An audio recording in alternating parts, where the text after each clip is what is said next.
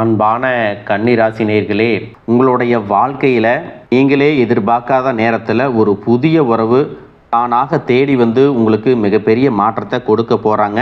ஒரு மனுஷங்க உங்கள் வாழ்க்கையில் வர்றாங்க அப்படின்னா அது சாதாரணம் கிடையாது. இப்போ இருக்கக்கூடிய கிரகங்களின் நிலை காரணமாக உங்கள் வாழ்க்கையில் முக்கியமான ஒருத்தர் வரப்போகிறாரு. அந்த சந்திப்பு உங்களுடைய வாழ்க்கையின் பாதையவே மாற்றக்கூடியதாக அமையப்போகுது. அதோடு உங்கள் வாழ்க்கையில் மிக முக்கியமான திருப்பு முனை ஏற்படக்கூடிய காலமாகவும் இது இருக்கும். தொழில், பணம், குடும்ப வாழ்க்கை, ஆரோக்கியம் போன்ற விஷயங்களில் உங்களுக்கு என்ன மாதிரியான மாற்றங்கள் இருக்கும், எந்தெந்த விஷயங்களில் நீங்கள் கவனமாக இருக்கணும் அப்படிங்கிறத பற்றி தான் இந்த வீடியோ பதிவில் பார்க்க போகிறோம். இந்த வீடியோவை ஸ்கிப் பண்ணாமல் கடைசி வரைக்கும் பாருங்கள். கன்னி ராசி, உத்திரம் நட்சத்திரம் 2, 3, 4 பாதம், ஹஸ்தம் நட்சத்திரம், சித்திரை நட்சத்திரம் 1, 2 பாதங்கள் இருக்கிறவங்களுக்கு கிரக நிலைகள் எப்படி இருக்குது அப்படின்னு பார்த்தீங்கன்னா, சத்ருஸ்தானத்தில் ராகுவும், கலத்திரஸ்தானத்தில் சனி, செவ்வாய், அஷ்டமஸ்தானத்தில் சூரியனும் புதனும் இருக்காங்க. பாக்கியஸ்தானத்தில் சுக்கிரனும், தொழில் ஸ்தானத்தில் குருவும், போகஸ்தானத்தில் கேதுவும் இருக்கிறாங்க. இந்த கிரக நிலைகள் காரணமாக பூர்வீக சொத்து சம்பந்தமான பிரச்சனைக்கு உங்களுக்கு தீர்வுகள் கிடைக்க போகுது. உடன் பிறந்தவங்க சில நேரங்களில் கருத்து வேறுபட்டு இருந்தாலும் உங்களுக்கு உறுதுணையாக இருக்க போகிறாங்க. அரசு பணியில் இருந்தவங்களுக்கு பணியில் இருந்து வந்த பிரச்சனைகள் குறையும். வெளியூர் மற்றும் வெளிநாடு தொடர்பான பயணங்கள் கைகூடும். வேலை செய்யக்கூடிய இடத்துல நிம்மதி இருக்கும். செல்வ சேர்க்கை தொடர்பான முயற்சிகள் உங்களுக்கு வெற்றியை கொடுக்கும். எதிர்பாராத சில வரவுகள் மூலமாக சேமிப்புகள் அதிகரிக்கும். இப்போ இருக்கக்கூடிய சூழ்நிலையில் நிதி தேவைகள் அதிகமாக இருக்கும் பொழுது செலவுகளை குறைக்க முடியாது. ஆனால் வருமானத்தை அதிகப்படுத்துறதுக்கும் உங்களுடைய வருமானத்திலிருந்து சின்ன தொகையை சேமிக்கிறதுக்கும் சரியான திட்டமிடுதல் ரொம்ப அவசியம். நிறைய நேரங்களில் உங்கள் வாழ்க்கையில் பின்னடைவில் வந்ததுக்கு என்ன காரணம் அப்படின்னு பார்த்தீங்கன்னா, புதுசாக நிறைய பிளான் எல்லாம் போடுவீங்க, ஆனால் அதை சரியாக ஃபாலோ பண்ண மாட்டீங்க. சரி, இனிமேலாவது இதை செய்யணும் அப்படின்னு நினச்சிக்கிட்டு தான் இருப்பீங்க, ஆனால் அதை செயல்படுத்த முடியாது. ஏதாவது ஒரு தடைகள் வந்து உங்களுடைய கண்ணை மறைக்கும். அதனால் சேமிப்பு விஷயத்தில் நீங்கள் கூடுதல் கவனம் செலுத்துறது நல்லது. தன்னம்பிக்கையும் விடாமுயற்சியும் உங்களிடத்துல இருக்கும் பொழுது பல வருஷங்களாக முடிக்க முடியாமல் இருந்த வேலைகளை எல்லாம் ஈஸியாக செஞ்சு முடிப்பீங்க. இது வரைக்கும் உங்களுடைய வாழ்க்கையில் கடன் பிரச்சனைகள், நிதி நெருக்கடியால் நிம்மதி இழந்து ரொம்பவே தவிச்சுக்கிட்டு இருந்திருப்பீங்க.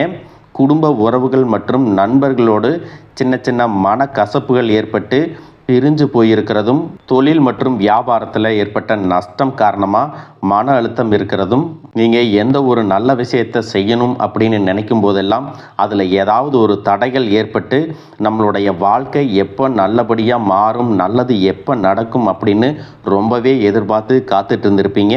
நீங்கள் என்னதான் நல்ல விஷயங்களை நினைச்சாலும், நல்லதையே மற்றவங்களுக்கு செஞ்சாலும் உங்களுக்கு தொடர்ச்சியாக கஷ்டங்களும் பிரச்சனைகளும் மாறி மாறி வந்துட்டு தான் இருக்குது. அதையெல்லாம் மறந்து தான் உண்டு, தான் வேலையுண்டு அப்படின்னு இருந்தாலும் மனசுக்குள்ளே ஏதோ ஒரு கவலை, ஏதோ ஒரு குழப்பம் உங்களை அதிகமாக யோசிக்க வச்சிட்ருக்கும். யாராவது என்னுடைய குழப்பங்களுக்கு பதில் சொல்ல மாட்டாங்களா, நல்ல தீர்வு சொல்ல மாட்டாங்களா, கடைசிக்கு என்னுடைய கஷ்டங்களை காது கொடுத்து கேட்க மாட்டாங்களா, ஆறுதலாக 4 நல்ல வார்த்தை பேசிட மாட்டாங்களா, என்னை உண்மையாக நேசிக்க மாட்டாங்களா, எதிர்பார்ப்பு இல்லாமல் என்கிட்ட பழக மாட்டாங்களா அப்படின்னு தான் நீங்கள் ஆதங்கப்படுறீங்க. இப்படி நினைக்கக்கூடிய உங்ககிட்ட நான் சொல்லக்கூடிய ஒரே ஒரு விஷயம், உங்களுடைய வாழ்க்கையில் உங்களுக்கு பிரச்சனைகள் இருக்குது, கஷ்டங்கள் வருது அப்படின்னா நீங்கள் நிறைய பாவங்கள் பண்ணிட்டீங்க அப்படின்னு அர்த்தம் இல்லை. நீங்கள் தவறான நபர் அப்படின்னும் அர்த்தம் இல்லை. இந்த வாழ்க்கை உங்களுக்கு சில பாடங்களை கற்றுக் கொடுக்குது அப்படிங்கிறத நீங்கள் உணர்ந்துக்க வேண்டிய காலம். சாதாரணமாக எல்லாரும் சொல்லலாம், நல்லது செஞ்சால் இங்கே காலம் இல்லை அப்படின்னு நினைப்பாங்க.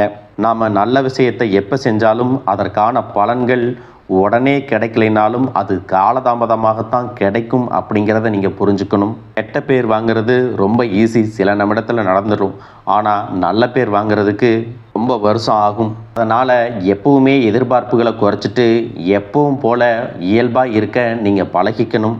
இப்போ வரைக்கும் நீங்கள் எப்படிப்பட்ட கஷ்டமான சூழ்நிலையில் இருந்தாலும் சரி, அதுவெல்லாம் நிரந்தரம் கிடையாது. உங்கள் வாழ்க்கை இன்னும் முடிஞ்சிடலை அப்படிங்கிறத நீங்கள் ஞாபகத்தில் வச்சுக்கணும். இப்போ உங்கள் வாழ்க்கையில் இருக்கக்கூடிய கடன் பிரச்சனையோ, கணவன் மனைவி பிரிவோ, அல்லது காதல் தோல்வியோ, அல்லது வேலை இல்லாமல் கஷ்டப்படுறதோ, இது மாதிரி உங்கள் வாழ்க்கையில் உங்களை சுற்றி நடக்கக்கூடிய எல்லா விஷயங்களும் உங்களை அழிக்கிறதுக்காக வரல, உங்களை மாற்றுறதுக்காக வந்திருக்கு. ஒரு புதுவிதமான வாழ்க்கையை எதிர்காலத்தில் நீங்கள் வாழ போகிறீங்க. அதுக்கான ஒரு அடித்தளமாக தான் இதை நீங்கள் எடுத்துக்கணும்.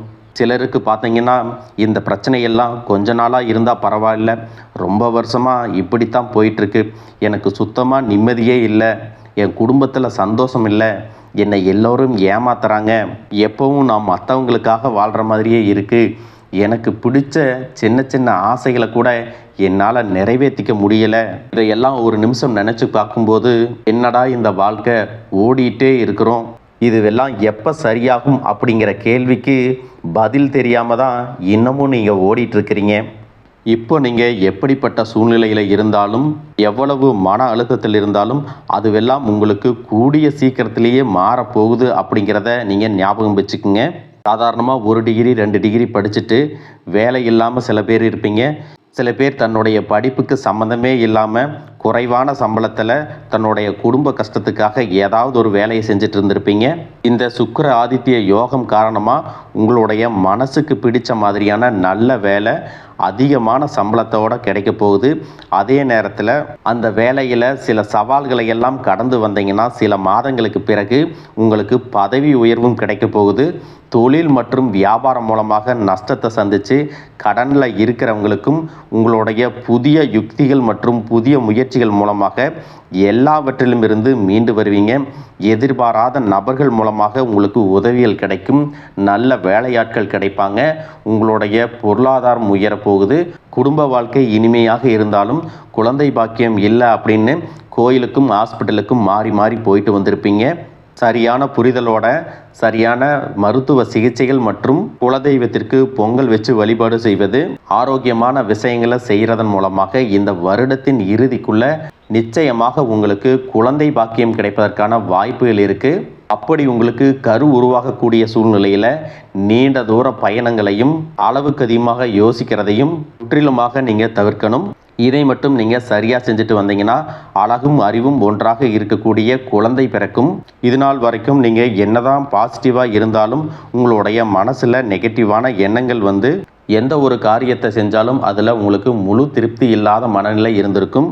அதனாலேயே உங்களுக்கு மனதளவில் பல சோதனைகள் எல்லாமே வந்திருக்கும். உங்களுடைய கடின உழைப்பால் உங்களுக்கு வருமானம் அதிகமாக வரக்கூடிய சூழ்நிலை இருந்தாலும் வருமானத்தையும் மீறி அதிகமாக கடன் வாங்கி செலவு செய்யக்கூடிய சூழ்நிலைகளும் வந்திருக்கும்.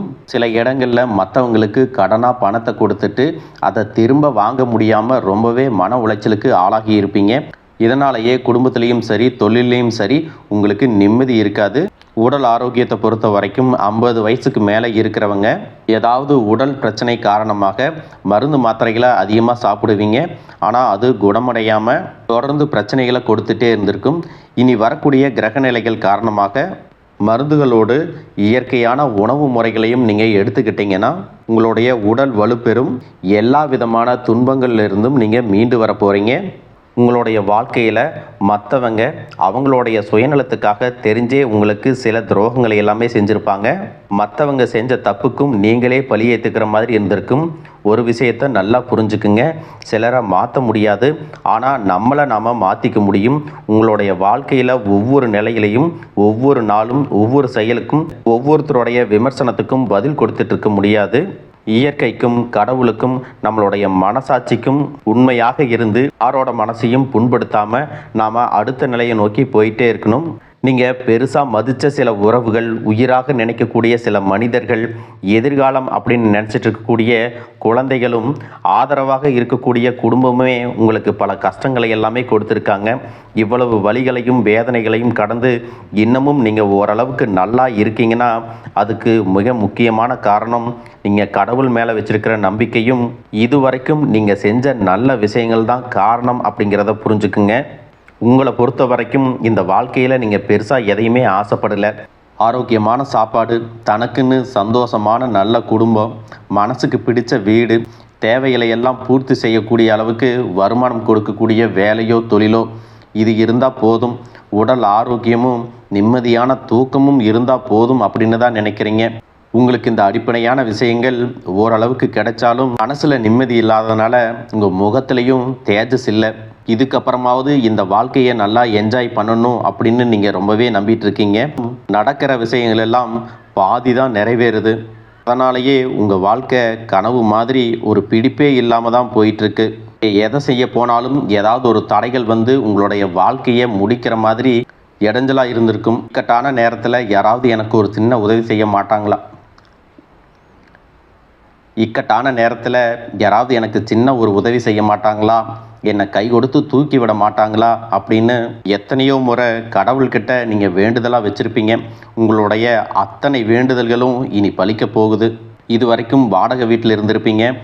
அதனாலேயே உங்களுக்கு திருமணம் சில நேரங்களில் தடைபட்டிருந்திருக்கும். அதை நேரடியாக சொல்லாமல் ஜாதகம் சரியில்லை, பொருத்தம் இல்லை, அரசாங்க வேலை இல்லை, பெற்றோர்கள் சரியில்லை அப்படின்னு ஏதோ ஒரு காரணத்தை சொல்லி தட்டி கழிச்சிட்டு போயிருந்திருப்பாங்க. நீங்களாக காதலிச்சா கூட அவங்களும் ஏதாவது ஒரு சந்தர்ப்பத்தில் எங்கள் அப்பா அம்மா ஒத்துக்கலை, உனக்கு என்ன பிடிக்கல அப்படின்னு கடைசி நேரத்தில் ஏமாற்றிட்டு போகக்கூடிய சூழ்நிலையும் இருந்திருக்கும். இனி வரக்கூடிய காலங்களில் உங்களுக்கு நல்ல வேலை வாய்ப்பு அமையும் பொழுது அந்த இடத்துல உங்களுடைய திறமைகளுக்கு மதிப்பு கொடுப்பாங்க. உங்களுடைய நிர்வாகத்திறன் மற்றும் தலைமை பண்பு அதிகரிக்கும். மற்றவங்க மதிப்பும் மரியாதையும் வைக்கிற மாதிரியான செயல்களை செய்வீங்க. துணிச்சலான முடிவுகளை எடுப்பீங்க. இது வரைக்கும் பொது இடங்களில் நல்ல விஷயங்களை செய்கிறதுக்கு கொஞ்சம் தயங்கி நின்று இருப்பீங்க. ஆனால் அப்புறமாக நீங்கள் துணிஞ்சு செய்ய போகிறீங்க. இதன் காரணமாக உங்களுக்கு போட்டியாளர்கள் யாருமே இருக்க மாட்டாங்க. எதிரிகள் யாரும் குறுக்க வர மாட்டாங்க. உங்களுடைய முன்னேற்றத்தை தடுத்து நிறுத்த இங்கே யாரும் இருக்க மாட்டாங்க. புதனும் சுக்கிரனும் உங்களுடைய பேச்சு திறமைக்கு காரணமாக இருக்க போகிறாங்க. இது வரைக்கும் நீங்கள் பேசின பேச்சை விட இனி எல்லார்கிட்டையும் நம்பிக்கையோடு பேச போகிறீங்க. உங்களுடைய பேச்சில் ஒரு காந்த சக்தி இருக்க போகுது. புத்திசாலித்தனமான முடிவுகளை எடுப்பீங்க. உங்களுடைய நண்பர்கள் வட்டம் விரிவாக போகுது. குடும்பத்தில் நெருங்கிய உறவுகள் மரணத்தால் மன வலிமையை இழந்து ரொம்பவே கஷ்டப்பட்டிருந்திருப்பீங்க. இதற்கு பிறகு மன வலிமையோட எல்லா காரியங்களையும் நீங்கள் செய்ய போகிறீங்க. 2026 நடக்கக்கூடிய குரு பெயர்ச்சிக்கு பிறகு உங்களுக்கு நல்ல வாழ்க்கை துணை அமைய போகிறாங்க. அதுவும் கை நிறைய சம்பளம் வாங்கக்கூடிய அழகான வாழ்க்கை துணை அமைவாங்க. உங்களுடைய 2 பேருடைய வருமானமும் உங்கள் குடும்ப பொருளாதார சூழ்நிலையை உயர்த்த போகுது. திருமணம் முடிஞ்சதுக்கு அப்புறம் புதிதாக உங்களுக்கு சொந்த வீடு, வாகனம் எல்லாமே சாத்தியமாகும். வெகு விரைவிலேயே நீங்கள் நினைச்ச மாதிரியான வாழ்க்கையை நீங்கள் வாழ போகிறீங்க. நீண்ட காலமாக உங்கள் குடும்பத்தில் வாழ்க்கை துணையின் உறவுகள் மூலமாக நிறைய பிரச்சனைகள் எல்லாமே சந்திச்சுட்டு வந்துட்டுருப்பீங்க. நீண்ட காலமாக உங்களுக்கு பிரச்சனைகளை கொடுத்து கொண்டு வந்த உங்களுடைய வாழ்க்கை துணையின் உறவுகள் உங்களை விட்டு விலகி இருக்க போகிறாங்க. அவங்க செஞ்ச பாவங்களுக்கும் மனசாட்சி இல்லாமல் நடந்துக்கிட்டதுக்கும் சரியான தண்டனை கிடைக்க போகுது. இதற்கு பிறகு குற்ற உணர்ச்சியால் அவங்களே உங்ககிட்ட மன்னிப்பும் கேட்க போகிறாங்க. இந்த மாதிரியான நல்ல விஷயங்கள் உங்கள் வாழ்க்கையில் நடந்து உங்கள் வாழ்க்கையவே தலைகீழாக மாற்ற போகுது. அதனால் நீங்கள் நம்பிக்கையோடு இருங்க. இந்த கிரகநிலைகள் காரணமாக நல்ல விஷயங்கள் நடக்கும்போது அதை தடுக்கிறதுக்கும் கெடுக்கிறதுக்கும் சில நேரங்கள் கெட்டதாக அமையும். சில மனிதர்கள் தடையாக வந்து நிற்பாங்க. அதனால் எல்லா இடத்துலையும் கவனமாக இருக்கணும். யாருக்கும் எந்த இடத்துலையும் ஒரு விஷயத்தை முழுசாக தெரிஞ்சுக்காம வாக்குறுதிகள் கொடுக்கறதோ பொருளாதார உதவிகள் செய்கிறதையோ உடனே செய்யாமல் கொஞ்சம் யோசிச்சுட்டு செய்யலாம். இந்த மாதிரி உங்கள் வாழ்க்கையில் நல்ல விஷயங்கள் நடக்கும் பொழுது உங்களுடைய நல்ல பெயரை கெடுக்கிறதுக்கும் உங்களுக்கு அவமானத்தை ஏற்படுத்தணும் அப்படிங்கிறதுக்காகவும் சில மனிதர்கள் எந்த எல்லைக்கும் போய் தவறான விஷயங்களை செய்வாங்க. அதனால் உங்களுக்கு அறிமுகம் இல்லாத ஆண்கள் மற்றும் பெண்கள் கிட்ட பேசும்போதும் பழகும்போதும் உங்களுடைய வார்த்தைகளில் நீங்கள் கவனமாக இருக்கணும்.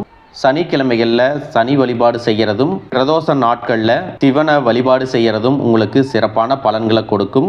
இதுவரைக்கும் நீங்கள் எதையாவது வேண்டுதல் வச்சுட்டு நிறைவேற்றாமல் இருந்தீங்க அப்படின்னா அந்த வேண்டுதல்களை நிறைவேற்றுங்க. உங்கள் வாழ்க்கையில் இனி எந்த விஷயத்துக்கும் தடைகள் அப்படிங்கிறது இருக்காது. எல்லாம் நல்லபடியாக அமையும். தன்னம்பிக்கையோடவும் தைரியத்தோடவும் ஒவ்வொரு அடியையும் எடுத்து வைங்க.